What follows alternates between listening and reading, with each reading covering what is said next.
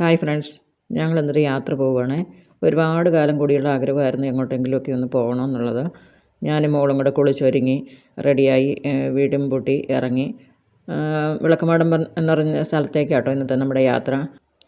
ഇത് പാലായ്ക്കടുത്ത മുണ്ടാങ്കൽ എന്ന് പറയുന്ന പള്ളിയാട്ടോ.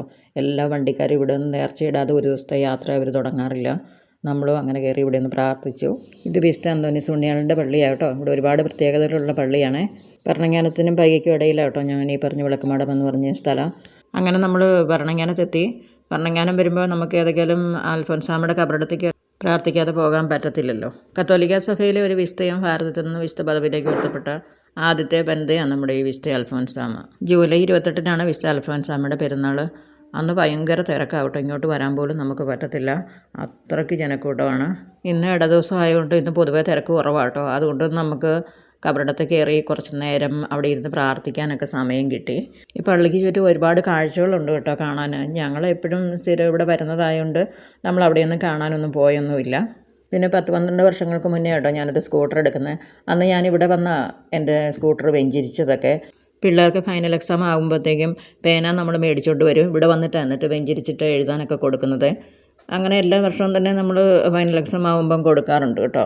ഈ കാണുന്നത് പള്ളിയുടെ സ്റ്റാളാണ്. ഇവിടെ കൊന്തം, വെന്തിങ്ങ എല്ലാ സാധനങ്ങളും നമുക്ക് മേടിക്കാൻ കിട്ടുന്നത്. ഇത് താഴത്തെ പള്ളിയാണ്. ഇവിടെയാണ് ഇവിടുത്തെ കല്യാണങ്ങളൊക്കെ നടക്കുന്നത്. മുകളിൽ വരുന്ന കുറച്ച് ആൾക്കാരൊക്കെ ഈ പള്ളിയിലോട്ട് വരാറുള്ളൂ കേട്ടോ. അത്രയ്ക്ക് അറിയാവുന്ന ആൾക്കാർ. ഞങ്ങളും പിന്നെ ഇവിടെ കയറി പ്രാർത്ഥിച്ചു. ഒട്ടും തിരക്കില്ലായിരുന്നു. പള്ളിക്കകത്ത് തിരക്ക് കുറവായതിനാൽ നമുക്ക് കുറേ നേരം ഇരിക്കാം കേട്ടോ. അത്രയും മനസ്സിനൊരു സുഖമാണ്. ഈ സൈഡിൽ കാണുന്നതാണ് അച്ഛൻ്റെ പള്ളിമേട. ഇവിടെ കൊണ്ടുവന്നാണ് നമ്മൾ വണ്ടിയൊക്കെ വെഞ്ചിരിക്കുന്നത്. അങ്ങനെ നമ്മൾ പ്രാർത്ഥനയൊക്കെ കഴിഞ്ഞ് കാഴ്ചകളെല്ലാം കണ്ട് നമ്മൾ തിരിച്ചിറങ്ങുവാണേ. ഇവിടെ തീർത്ഥാടനത്തിന് വരുന്നവർക്ക് ഇതിൻ്റെ സൈഡിൽ തന്നെ ഒരു ഫുഡ് കോർട്ടൊക്കെ ഉണ്ട് കേട്ടോ, ഫുഡ് കഴിക്കാനൊക്കെ. ഇവിടുന്ന് പൈകയ്ക്ക് പോകുന്ന വഴിക്കാണ് കേട്ടോ നമുക്ക് പോകേണ്ടത്. ഈ കാണുന്ന ഭരണങ്ങാനത്തെ ശ്രീകൃഷ്ണസ്വാമി ക്ഷേത്രം. ഇവിടുത്തെ ഉത്സവം ഭയങ്കര ആഘോഷമാണ്, ഭയങ്കര തിരക്കും.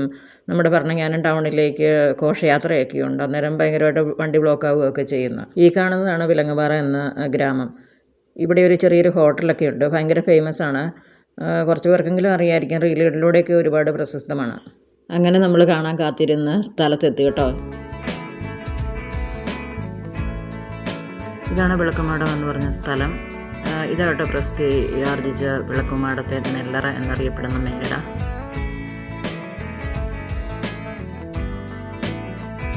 ഈ കെട്ടിടത്തിന് 300 വർഷത്തിലേറെ പഴക്കമുണ്ട്. 3 നിലകളായിട്ടാണ് ഇത് പണിതിരിക്കുന്നത്. വെട്ടുകല്ലും തടികളും ഉപയോഗിച്ച് മാത്രമാണ് ഈ കെട്ടിടം പണിതിരിക്കുന്നത്.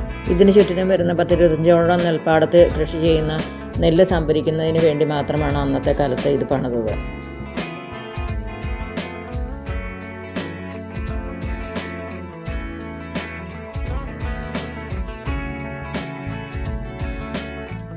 പുറമേ കാണുന്ന 3 നിലകൾ കൂടാതെ ഇതിൻ്റെ അടിയിലോട്ടൊരു ഭൂഗർഭറയും കൂടെ ഉണ്ട് കേട്ടോ.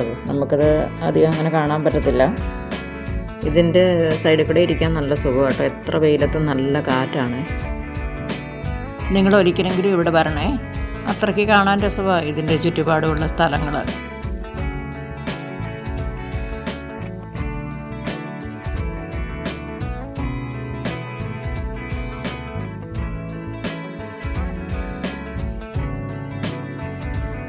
ഇതിൻ്റെ പുറകിൽ കാണുന്നത് കൈതകൃഷിയാണ്, കന്നാരത്തോട്ടം എന്ന് പറയും.